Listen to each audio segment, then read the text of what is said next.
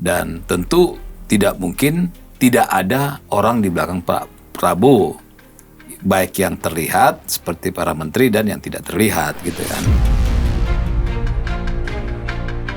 Nah jadi kalau pertanyaan Mas Vincent, apakah ada orang yang menggerakkan dia di belakang? Tidak ada jawabannya. Jadi itulah orang di belakangnya Pak Prabowo maupun di depan Pak Prabowo adalah orang-orang yang mensupport apa yang diinginkan oleh Pak Prabowo dari segi hukum dan yang lain.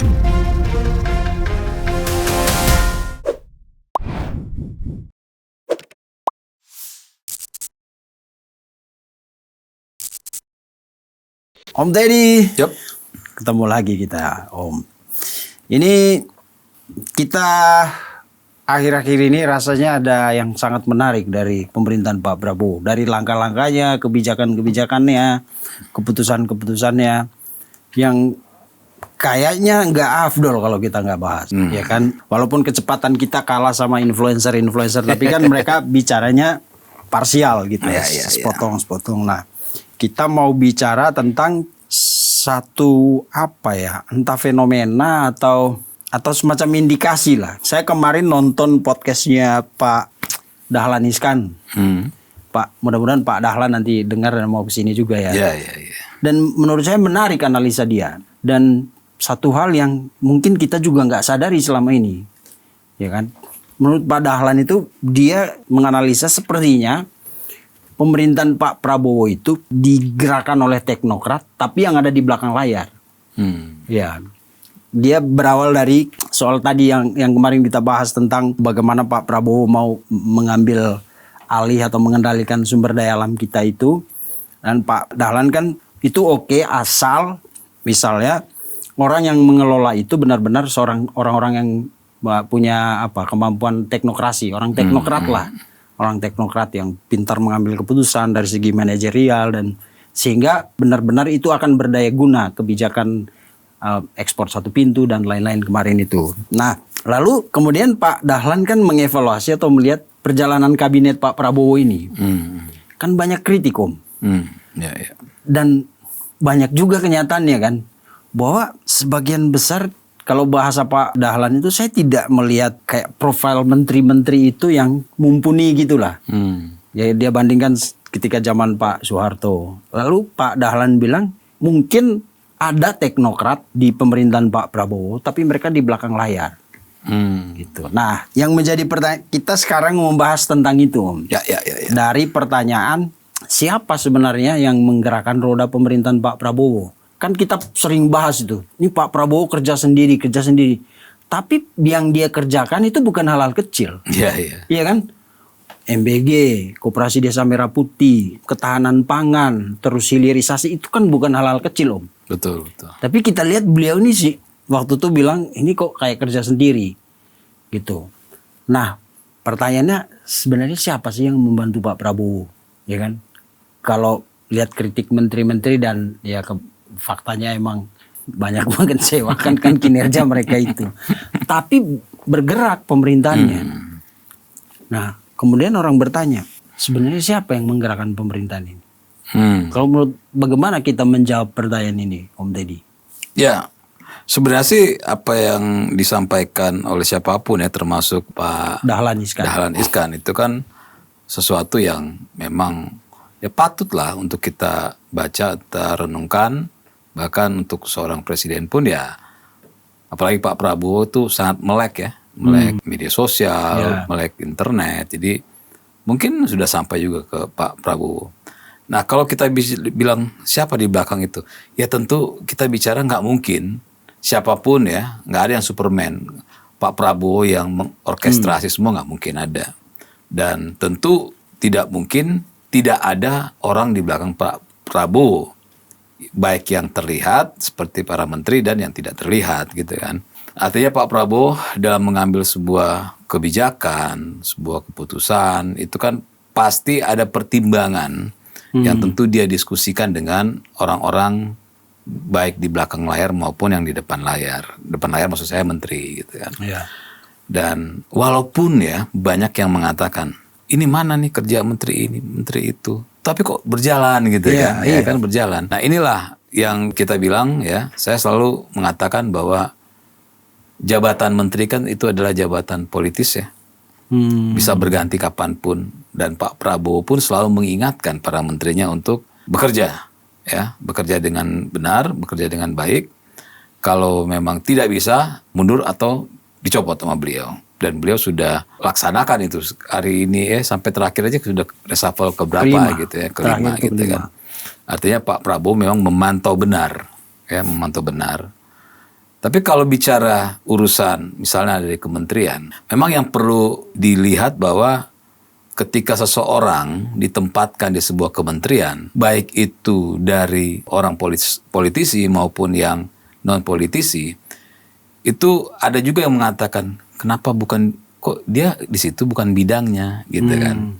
Nah inilah yang masyarakat juga harus tahu, bahwa penempatan seseorang menjadi menteri, menjadi pimpinan di sebuah tempat itu bukan dilihat dari seberapa paham dia atas kementerian yang dia naungi gitu kan, tapi yang dibutuhkan itu adalah bagaimana memanage sebuah kementerian. Jadi yang dibutuhkan bukan orang, misalnya menteri koperasi harus orang koperasi, ya nggak juga gitu kan. Atau menteri pendidikan, kayaknya kalau pendidikan harus orang pendidikan juga. Ya, atau kementerian apapun lah ya, yang banyak yang disorot, kok orang yang ditempatkan bukan orang yang kompeten lah. Ya, orang yang sesuai dengan ininya, bidangnya. Ya, jadi ini harus dijelaskan ke masyarakat bahwa yang dibutuhkan itu adalah bagaimana memanage, karena seorang pemimpin itu bukan orang yang bekerja di lapangan ya. Ibarat sebuah pabrik, misalnya pabrik sepatu, direkturnya ya bukan orang yang bikin sepatu gitu kan. Walaupun boleh-boleh saja bahwa dia mantan pekerja atau mantan orang yang punya kemampuan memproduksi sebuah sepatu, tapi yang dilihat itu adalah bagaimana manajerialnya, memanage. Nah, kalau yang kementerian ini mungkin yang perlu ditanamkan ya oleh para menteri adalah bagaimana mereka bisa berkolaborasi dan bertanya kepada orang-orang yang ada di kementerian tersebut. Karena biasanya di sebuah kementerian, seorang menteri yang baru itu pasti ada pengenalan kementerian, pengenalan dari objek dari kementeriannya itu sendiri, itu ada tim pengenalannya gitu. Nah itu yang paling penting adalah bagaimana bisa bersinergi dengan tim yang lebih memahami ya. Bukan mengambil keputusan atau merasa lebih hebat dari orang-orang yang ada di sana ya. Nah ini yang perlu diingat oleh para menteri gitu, bahwa mereka ditempatkan di sana itu untuk memanage, bukan lebih mengetahui apapun di situ. Nah, dan kedua, masih dalam masuk kementerian, ini yang menyebabkan ada beberapa menteri yang kita sudah sama-sama tahu ya, akhirnya menyampaikan informasi yang akhirnya jadi blunder. Ya, yang jadi blunder, yang akhirnya jadi merugikan tentu presiden, yang akhirnya presiden yang harus sapu gitu kan. Kan semenjak beliau menjadi presiden ada beberapa lah kementerian yang akhirnya beliau yang harus sapu gitu ya. Nah itu menunjukkan bahwa kurangnya sinergi antara di internal kementerian dengan menterinya sendiri. Nah, makanya ke depan para menteri harus sadar bahwa mereka harus banyak mengetahui dan mereka jangan juga merasa lebih tahu daripada orang-orang yang ada di kementerian tersebut. Harus bersinergi gitu. Ya, sehingga dalam mengambil keputusan, dalam mengambil sebuah kebijakan itu tentu sesuai ya dengan kementerian tersebut. Nah selanjutnya tentu seorang presiden tidak mungkin bekerja sendiri hanya dengan atau dibantu dengan kementerian. Tentu dalam mengambil keputusan yang tidak melibatkan kementerian, beliau punya think tank sendiri gitu kan. Nah ini hal yang bukan hal yang tidak biasa, ini hal yang biasa karena dari seluruh presiden di negara kita itu punya think tank seperti itu, punya orang-orang yang memberikan masukan ya. Jadi presiden itu tidak hanya berdiri sendiri, tapi dia dalam mengambil sebuah kebijakan, keputusan itu tentu dia berdiskusi dengan orang-orang yang ya, orang-orang yang tentu orang-orang yang capable di bidangnya gitu. Makanya kenapa orang-orang itu tidak diposisikan di kementerian misalnya, karena beliau bisa mendapatkan informasi atau masukan yang lebih objektif. Karena kalau sudah dimasuk kementerian, tentu ada kepentingan-kepentingan, apalagi kalau sudah yang masuk itu adalah orang-orang yang punya kepentingan politis gitu kan. Itu berbeda lagi. Oke. Kalau soal kinerja kementerian kan memang banyak disorot, Om. Tapi kalau kita lihat tuh kan kebijakan-kebijakan besar seperti DSI kemarin dan antara isu-isunya banyak keputusan-keputusan besar itu tidak melalui rapat kabinet. Jadi Pak Prabowo entah sama siapa dia berdiskusi, itu yang jadi pertanyaan orang. Siapa sebenarnya di belakang, di balik layar kabinetnya Pak Prabowo ini? Karena orang kemudian menangkap ini banyak menterinya dihujat, dikritik habis-habisan. Tapi jalan aja pemerintahan. Maka orang bilang Pak Prabowo ini punya tim kayak kabinet bayangan gitu, Om. Kalau tim ahli kan mungkin ya seberapa besar sih mereka menggerakkan seluruh, karena ini kan program besar semua. Ya kan, paling beberapa menteri yang menonjol, misalnya ada Menhan, ada Menteri Pertanian ya. Pak Amran itu kan yang menonjol, terus abang kita tercinta Bang Bahlil ya kan, Kakanda Bahlil yang sekarang memenya banyak gitu. Tapi keren loh dia. Iya tapi maksudnya terlepas dari meme itu, tapi dia Bahlil bagus. Iya kan banyak melakukan terobosan yang menonjol gitu loh. Kayak sementara yang lain kayak menteri-menteri pariwisata, menteri apa lagi tuh, menteri HAM, Natalius Pigai menonjol, tapi menonjol karena banyak dikritik gitu, banyak celahnya ya. Sementara orang bilang untuk menggotong misi besar Pak Prabowo itu kan butuh tim besar, Om. Sementara kalau dilihat kayak ada timpang nih antara yang depan layar dengan yang belakang layar. Gitu. Nah siapa orang-orang ini di belakang Pak Prabowo? Saya pastikan ada orang di belakang layar itu. Tempat Pak Prabowo berdiskusi pasti ada. Semua presiden ada. Jangankan presiden, kita jadi perusahaan ada gitu kan. Apalagi seorang presiden. Tapi saya dapat pastikan ya, berdasarkan track record Pak Prabowo, dari kita lihatlah dari awal ketika dia mau maju, dia kan sering menyampaikan visi dan segala macam. Itu kan sampai detik ini masih sama. Itu salah satu yang perlu kita contoh, bahwa apa yang disampaikan yang sekarang ketika jadi presiden itu sudah pernah disampaikan dia beberapa puluh tahun lalu. Nah intinya kenapa tidak, misalnya ada yang bertanya gitu kan, misalnya kenapa nggak didiskusikan dengan para menterinya? Ya negara ini menteri kan pembantu. Pak Presiden boleh dia berdiskusi dengan menterinya, bahkan dia boleh tidak berdiskusi dengan menterinya. Karena sebagai kepala pemerintahan, beliau punya hak ya untuk mengaplikasikan apa yang ada di dalam pikirannya, maupun mengaplikasikan apa yang dia sampaikan ketika dia dalam kampanye menjadi calon presiden gitu. Nah, urusan MBG ini kan sebenarnya sudah sebelum dia jadi calon presiden, itu dia sudah sampaikan sebenarnya. Nah, artinya dia sekarang ini ketika punya kekuasaan, dia minta para pembantunya untuk implementasi. Lalu apalagi?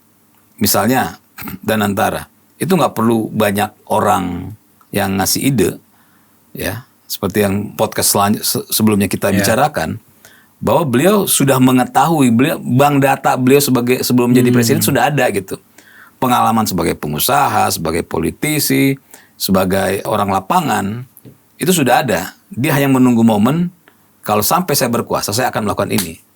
Jadi sebenarnya apa yang dilakukan oleh Pak Prabowo saat ini, itu bukan sesuatu yang baru. Sesuatu yang lahir dari diskusi-diskusi ketika beliau menjadi presiden. Tapi baik Danantara, MBG, ekspor satu pintu, dan yang lain-lain, itu adalah pemikiran beliau jauh ya sebelum beliau menjadi presiden. Artinya sebenarnya ini adalah buah pemikiran beliau yang beliau bawa ya selama ini dalam mimpinya untuk menjadi presiden, itu beliau bawa terus sampai akhirnya terwujud. Nah, apa yang dia bawa dia implementasikan. Sebenarnya di belakang layar ini adalah orang-orang yang hanya menguatkan, ya, baik dari segi hukumnya, dari segi aturannya, gitu kan. Termasuk para menteri ya ada pelaksana dari apa yang diinginkan oleh presiden. Tentu seorang presiden ketika dia misalnya akan melaksanakan satu pintu, kan dia bukan ahli hukum. Oke. Tentu dia akan memanggil orang-orang ahli hukum, ya, ini bagaimana. Lalu dia akan memanggil orang-orang yang biasa, yang tahu bagaimana soal ekspor. Dia akan panggil, ini kalau saya jadi ini gimana, gitu kan. Nah, mereka itu bukan penyumbang ide, tapi adalah orang yang men-challenge atau orang yang menambal jika ada ide besar ini kekurangan sana-sini gitu. Teknisnya mereka, tapi ide besarnya sudah dibawa oleh Pak Prabowo. Ini yang kita harus pahami juga, bahwa ketika seseorang ingin menjadi seorang pemimpin di negeri ini, pimpinan di negeri ini, tentu dia punya harapan ketika dia jadi, dia akan mengimplementasikan apa yang ada di kepalanya. Makanya dalam diskusi kita di beberapa podcast lalu kan, seorang presiden, ya ini penting bagi masyarakat, seorang presiden itu boleh tidak mendengarkan apa kata rakyat. Seorang presiden itu boleh dan sangat boleh tidak mendengarkan apa kata orang-orang di sekelilingnya. Karena memang ya di negara kita itu adalah seorang presiden, dia yang penentu selama tidak melanggar Undang-Undang Dasar 45 dan undang-undang, gitu kan. Nah, jadi kalau pertanyaan Mas Vincent, apakah ada orang yang menggerakkan dia di belakang? Tidak ada jawabannya. Ya. Yang ada adalah orang yang membantu untuk merumuskan secara teknis ide besar dari Pak Prabowo. Ini kan sebenarnya kan samalah kayak kita. Jangan lingkup negara, ada lingkup yang terbatas saja di pekerjaan. Kita kan punya ide nih, tapi kita nggak bisa implementasikan. Nanti ada orang IT yang mengatakan, Pak ini nggak bisa digini-gini, tapi ini bisa kalau digini-giniin. Tujuannya tetap, tapi secara teknis ada yang lebih ahli gitu.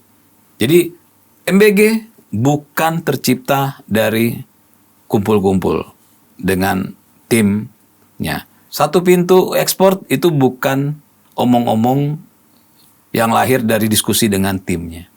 Itu adalah apa yang ada di pikiran Pak Prabowo, itu yang dia tuangkan ketika menjadi seorang presiden.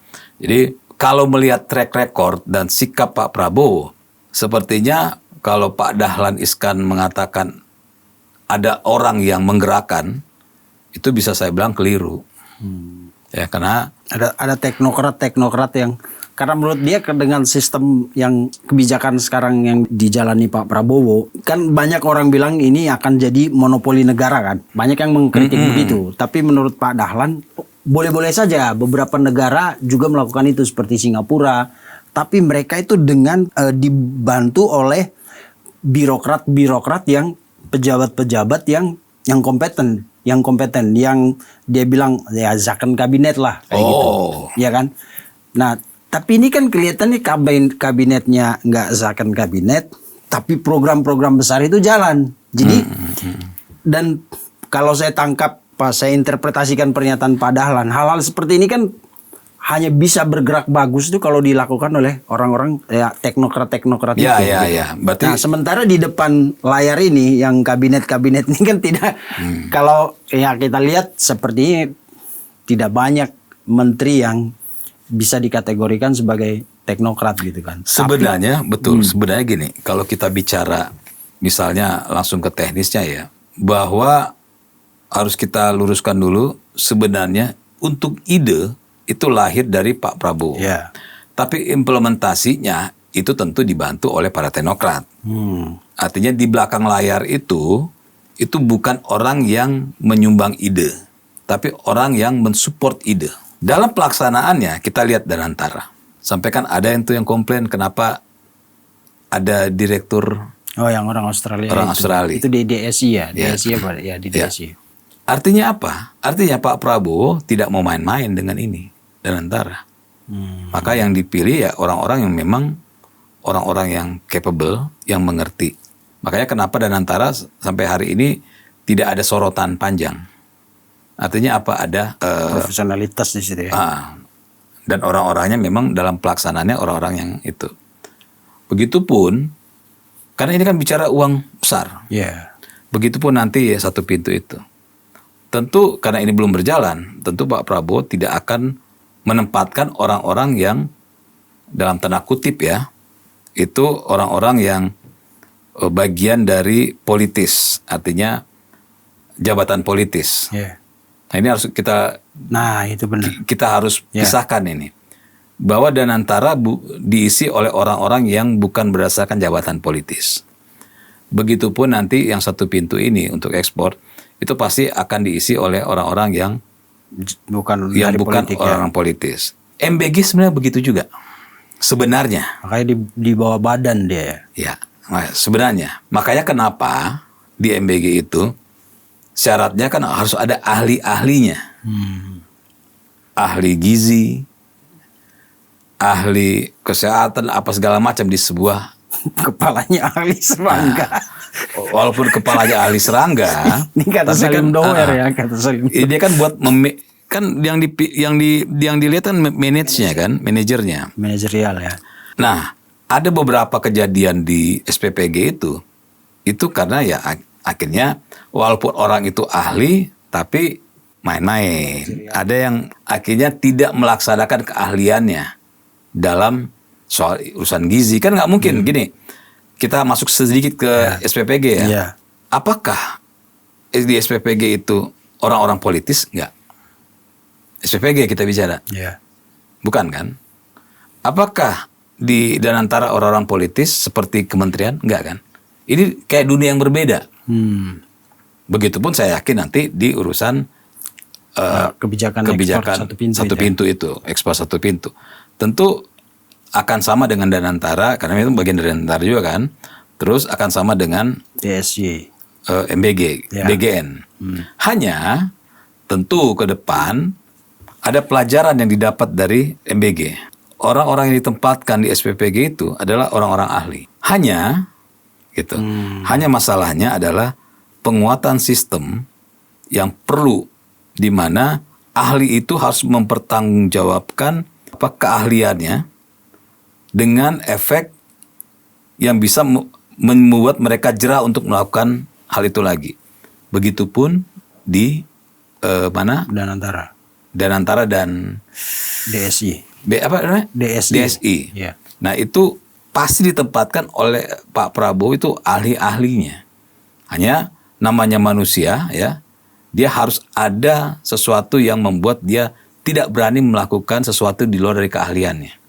Makanya kenapa dalam beberapa perbincangan kita mengatakan bahwa kalau bisa ada SPPG yang tidak lolos tapi diloloskan makanan itu harus ada sanksi pidananya gitu. Nah ini yang perlu, karena sehebat apapun, seahli apapun, beda dengan kan nggak ada urusan dia ahli dalam bidang ekonomi, ahli dalam bidang makanan. Tapi ketika ada kesempatan untuk melakukan kecurangan, nggak ada lagi namanya ahli kan. Kan makanya kita banyak ketemu ada ahli ekonom masuk penjara, ahli hukum masuk penjara, ahli IT masuk penjara. Jadi sebenarnya kalau kita mau jujur, bukan di urusan teknokrat dan segala macam ya menempatkannya, tapi bagaimana sudah pasti yang akan ditempatkan orang-orang teknokrat, orang-orang yang mengerti di bidangnya. Tapi yang paling penting adalah bagaimana menjaga para ahli ini, para teknokrat ini tidak melenceng dari tupoksi mereka. Itu yang paling penting sebenarnya. Bukan soal memasukkan orang-orang yang tidak ahli atau memasukkan orang-orang politis ke dalam ruang yang membutuhkan para ahli gitu. Oke. Kalau begitu ceritanya atau analisa kita, kemudian kan orang bertanya, buat apa banyak-banyak itu menteri? Kalau ternyata dengan tim kecil yang emang punya kemampuan atau keahlian yang mumpuni, apa ini menteri banyak-banyak? Ya kan ada menteri, ada wakil, ada utusan khusus dan lain-lain yang mending kalau orang kampung bilang mending gaji mereka buat perkuat tim ahli ini gitu loh. Karena kabinet ini kan kabinet jumbo kata orang kan. Ya, kalau memang ini negara bisa digerakkan sama tim kecil itu yang memang mereka punya kapasitas dan kapabilitas yang bagus dan terbukti kebijakan besar ini berjalan dengan walaupun tertati-tati tapi jalan kan. Ngapain kabinet sebesar ini gitu. Gitu. Ya. Saya bisa jawab itu karena itu sempat ada yang tanyakan. Iya. Jadi gini, ada yang nanya gini, ngapain sih banyak-banyak kementerian, banyak-banyak menteri, ngapain sih sampai gendut? Memang menterinya bisa kerja apa? Blunder mulu, itu kan? Iya. Saya bilang begini nih, jawabannya adalah begini. Ada menteri, ya, yang nggak pernah kerja misalnya. Apakah kementeriannya mati? Enggak, karena sistem sudah ada, Ya. gitu. Sama kayak ada menteri waktu itu saya nggak perlu sebutkan, dibela lah gitu kan. Wah nanti kalau sampai beliau, saya buka aja lah sebenarnya. Ada waktu itu Pak Mahfud MD namanya.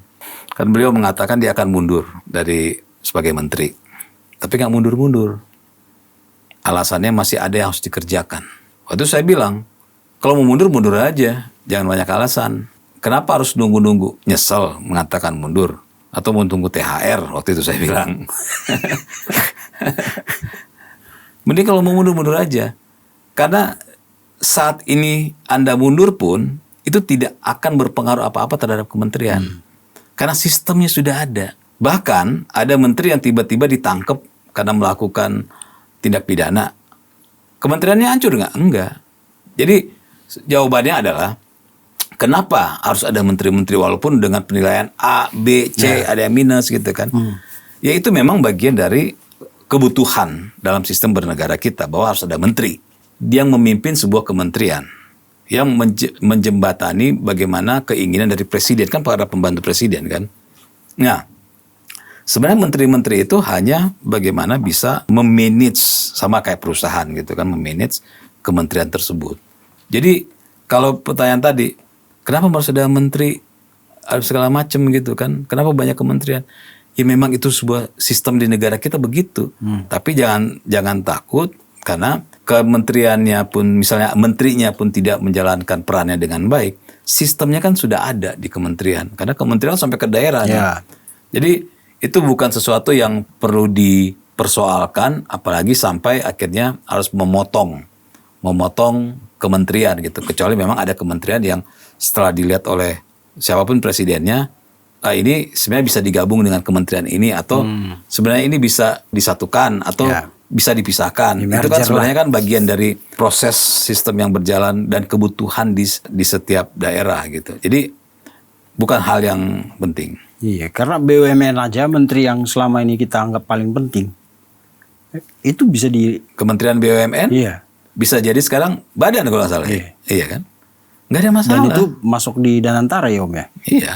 Dan tapi kan sistem di bawahnya kan tetap gitu. Kebijakannya aja yang berubah. Maksudnya pengambil keputusan dan arahnya itu sudah berbeda gitu. Tapi sistemnya tetap jalan. Kayak Menteri Kebudayaan sekarang dibuat sendiri. Iya. Sebenarnya kan sudah ada gitu Ya, kan. Mendikbud kan dulu kan. Kemendikbud. Iya kan. Dulu kan satu kementerian. Satu kementerian. Ya sekarang tinggal dipecah Sekarang aja. Khusus Menteri Urusan Haji Ya, sekarang sendiri juga sudah ya. sendiri lagi. Tadinya kan badan ya. Iya. Tapi sistemnya udah ada kan di bawah. Udah tinggal berubah aja.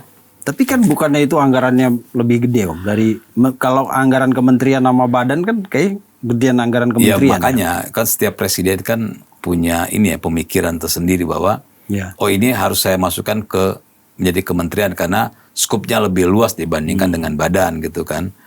Ya itu adalah cara berpikirnya setiap presiden ya, sesuai dengan kebutuhan yang dia inginkan. Nah ini penting, yang dia inginkan, bukan yang masyarakat inginkan gitu. Jadi kalau dia menganggap tadinya cuma badan terus akhirnya dia pindah menjadi kementerian, tentu dia punya kepentingan dan dia punya pemikiran bahwa ini harus kementerian karena lebih luas jangkauannya gitu dibandingkan badan.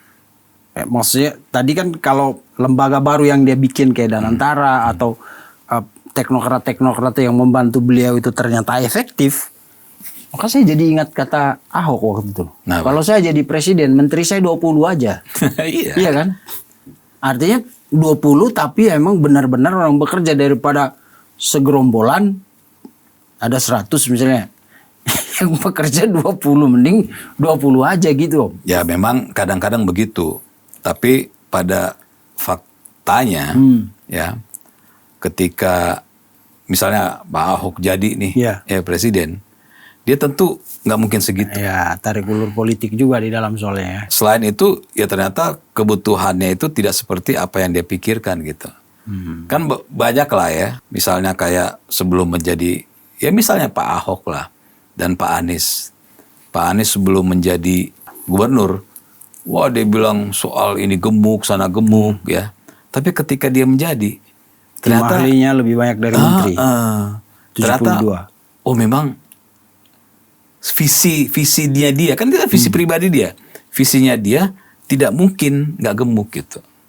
Nah begitupun misalnya Pak Ahok gitu ya jadi gubernur, saya rasa mungkin dia pengen sedikit seminimalis mungkin, tapi dia nggak bisa juga karena apa yang dia pikirkan yang harus dia lakukan itu dalam implementasi di bawah, oh ternyata nggak bisa loh cuma segini. Begitupun kalau jadi presiden, nggak mungkin juga cuma 20. Yakin saya. Tapi jadi rancu nggak Om? Kalau banyak, tapi ternyata yang menggerakkan ini malah bukan menteri misalnya. Bukan ke menteri-menteri, sementara menterinya banyak. Kita akan ngelihatnya jadi, ngapain sih ini banyak-banyak ya kan? Mending ya dilebur aja kementeriannya. Atau sekalian dikurangin. Tuh Pak Prabowo udah membuktikan kan? Dia dengan tim dia yang kita tidak tahu siapapun itu ya, tapi kita yakin dari apa yang kelihatan aja, ya kan ini kebijakan-kebijakan besar Om, ketahanan pangan apa segala macam itu. Pak Prabowo itu ya kalau dalam tangkapan saya saat ini, dia kan ingin sesuatu percepatan, ya, maka dia membutuhkan sesuatu yang tidak terpikirkan oleh kita dan kan terkaget-kaget dan antara tiba-tiba apa segala macam. Nah kita harus melihat dari dua sisi. Pak Prabowo sebagai presiden yang berpikir secara bisnis. Pak Prabowo seorang presiden yang berpikir sebagai kepala negara. Sebagai kepala negara pemerintahan. Dan antara itu sampai bisa membuat ya terakhir yang ojek itu sampai 8%. Ya. Itu dari mana? Dan antara. Investasi kan ya. Presiden yang seorang bisnismen berpikir secara bisnis. Makanya kenapa dan antara di bawah dia kan. Tadi kan Kementerian BUMN kan yang punya ini masing-masing. Ini dia nih. Karena dia mau berbisnis dalam tanda kutip untuk mendatangkan pundi-pundi bagi negara kan. Dia seorang bisnismen, dia menguasai itu. Jadi kalau dia serahkan ke orang yang dia lihat, aduh masalah lagi misalnya, aduh begini lagi. Ya udahlah, gue lebur jadi satu, cepret nih. Gue yang handle sekarang langsung. Arahan gue langsung. Makanya Danantara bisa mengeluarkan uang tanpa perlu di DPR kan? Ya, itu kenapa? Karena ya itu gue nggak mau ribet gitu. Gue mau menjalankan ya Danantara ini itu untuk menghasilkan sesuatu bagi negara ini ya dengan cara saya, dengan cara gue. Ya, makanya kita harus melihat ada dua sisi. Pak Prabowo sebagai presiden yang sedang menggunakan pemikiran bisnisnya, sama Pak Prabowo sebagai presiden untuk tata negaranya. Jadi menteri dan segala macam itu tetap, artinya kementerian tetap berjalan, roda sistem negara tetap dengan dari kementerian. Di satu lagi roda bisnis negara itu di Danantara dan yang lain. Kementerian dengan kontribusi ala kadarnya.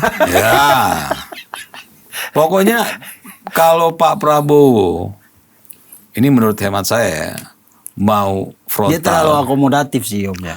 Kalau dia mau frontal, banyak orang itu begitu, terlalu akomodatif. Ya, kalau dia mau frontal ngabisin misalnya kementerian itu tentu sebagai seorang kepala negara dia harus menghadapi berbagai konflik.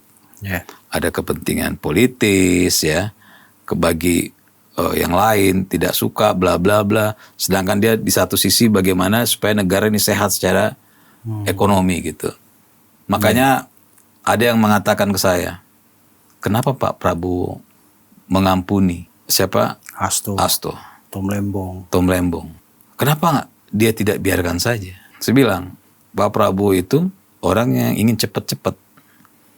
Ingin sesuatu itu berjalan dengan cepat, perubahan yang cepat. Ya, tapi kondisi harus Tapi ya kondisi harus tenang. Dia melihat ada potensi yang besar nih, mengganggu gitu kan. Sehingga ya udah, gitu. Mendingan ya udahlah daripada itu, gue ini deh, ya. Jadi selesai, lu punya utang budi sama gue nih ya, jangan berisik gitu. Dan nggak berisik kan? Tapi bukannya masih berisik. Ya, yang berisik yang cere-cerenya, yang Bob. yang apa kalau Kelas pinggirannya lah ya. orang bilang encuknya gitu kalau di got gitu kan. Nah, kalau kita juga udah ngomongin kemarin kan, berisik-berisik nih. Ada kelompoknya Said Didu dan kawan-kawan. Nah, mana siapa nih? Jurhum. Si Jumhur Ya, jadi menteri ya. Nah, udah kan adem kan? Adem. Dah. Dia mau berbisnis nih. Bagaimana uang negara ini bisa diputar sehingga bisa membiayai kebutuhan ekonomi masyarakat gitu. Yeah. Coba kalau nggak ada Danantara, bisa nggak diintervensi jadi 8% itu? Nggak bisa, Bos. Yang bisa ngelakuin siapa? Orang yang punya otak bisnis. Pak Prabowo bisnis. Ya. Orang bisnis gitu kan. Oke. Tapi secara ketatanegaraan itu bakal ini nggak Om? Merusak tatanan yang udah. Itu yang jadi pertanyaan kita sekarang. Jadi gini, itu yang saya sampaikan di awal tadi. Ya, bahwa Pak Prabowo punya konsep. Bukan orang yang bawa konsep. Orang lain bawa konsep ke dia. Dia punya konsep pengen begini. Nah, dia panggil tuh ahli hukum. Kalau gue begini, melanggar nggak? Oh nggak Pak. Oke. Dia panggil Yeah. KPK. Dia panggil ekonom. Dia panggil segala macem.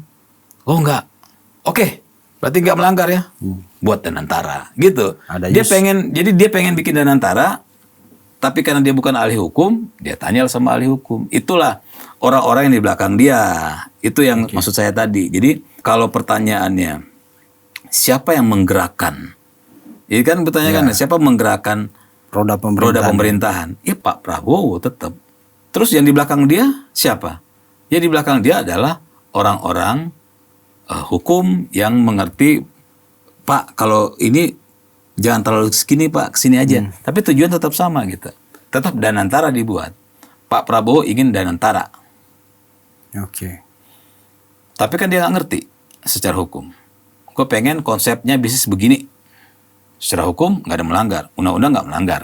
Undang-undang dasar 45 nggak melanggar. Ya udah ketok bikin. Saya pengen buat ekspor satu pintu. Karena ada kebocoran 15 triliun. Boleh nggak saya bikin satu pintu? Panggil ahli hukum. Itu yang di belakang-belakang dia tuh. Ahli hukum. Bisa Pak. Panggil ini. Oh ini bisa Pak. Tapi ini diginiin ya Pak ya.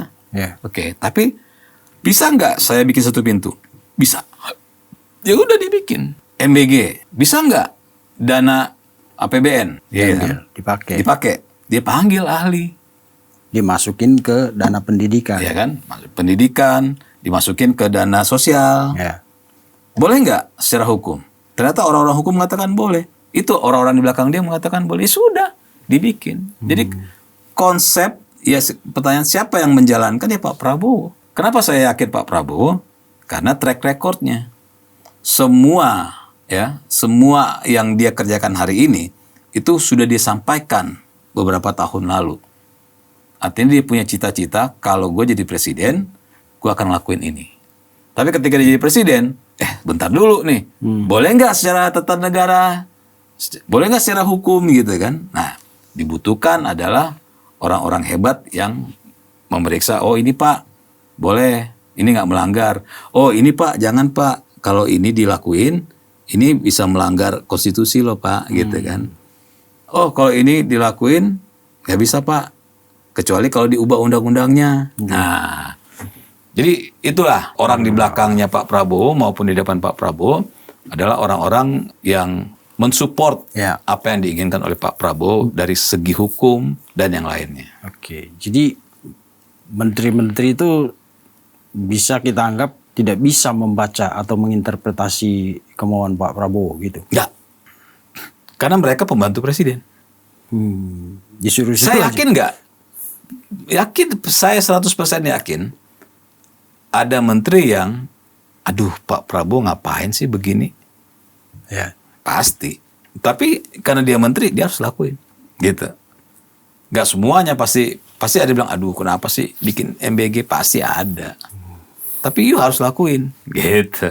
Kalau nggak ya jangan jadi menteri. Iya. Lalu ketika sendi-sendi perekonomian seperti Danantara dan lain-lain itu yang kemudian dikendalikan langsung oleh beliau, ada suara dari warung-warung pinggir jalan yang mengatakan mungkin itu penyebab partai-partai ini ketika Pak Prabowo menghadapi persoalan, mereka tidak mau bantu.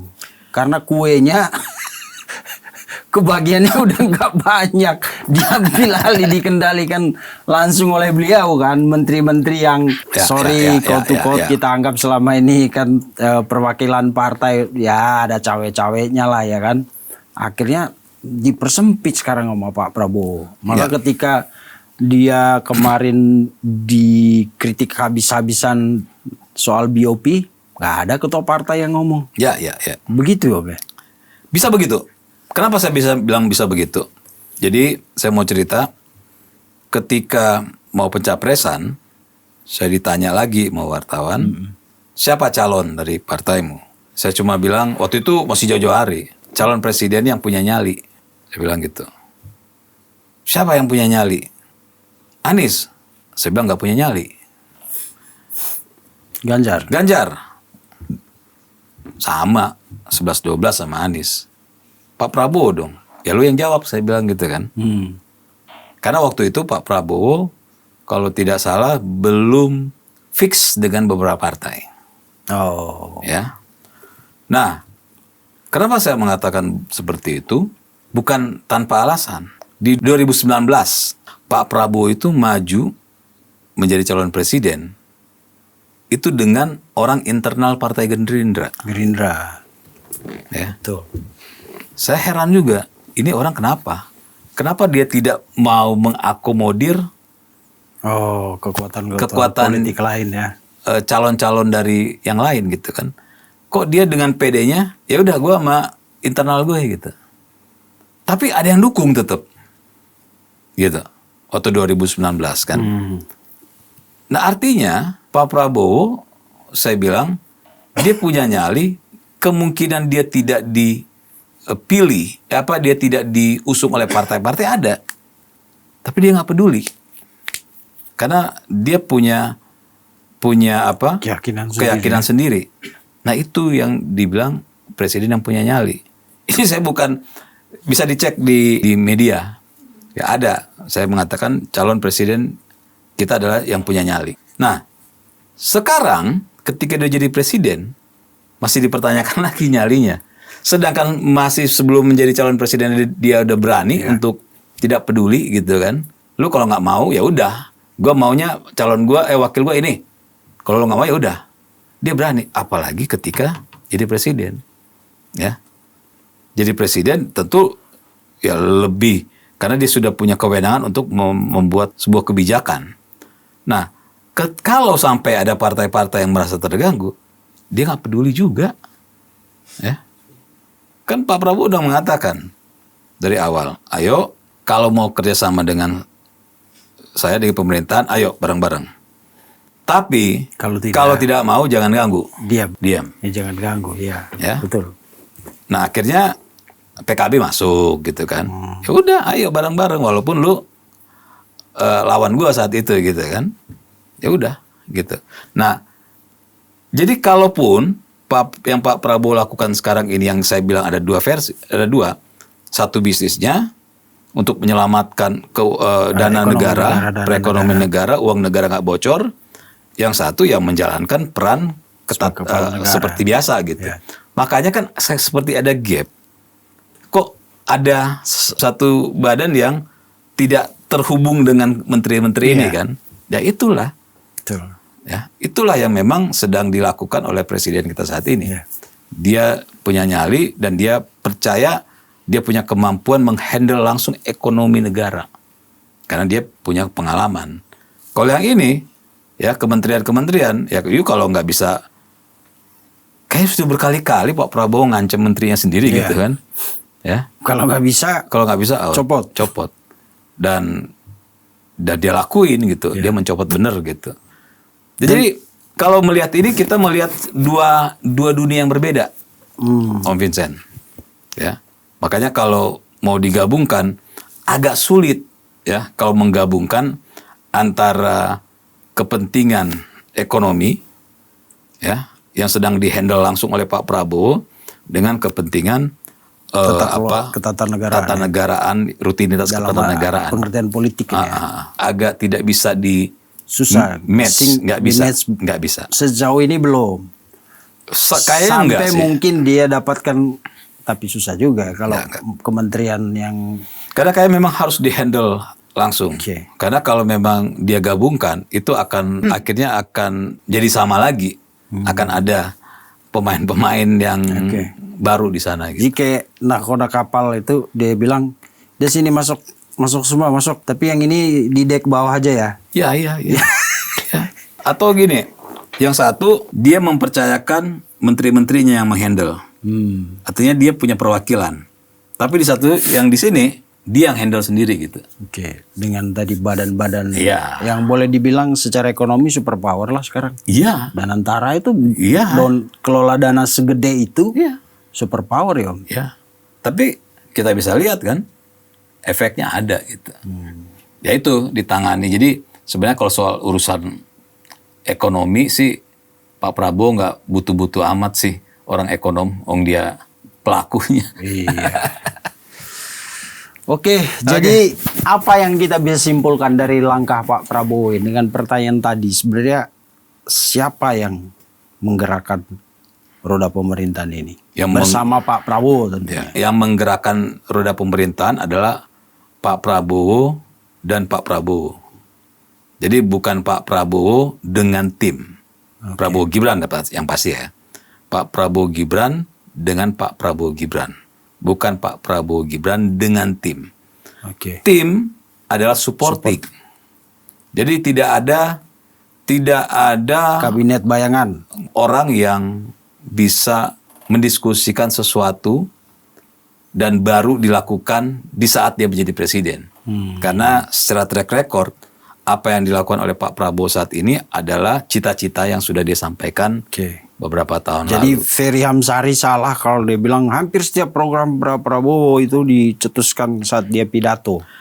Seinstan itu.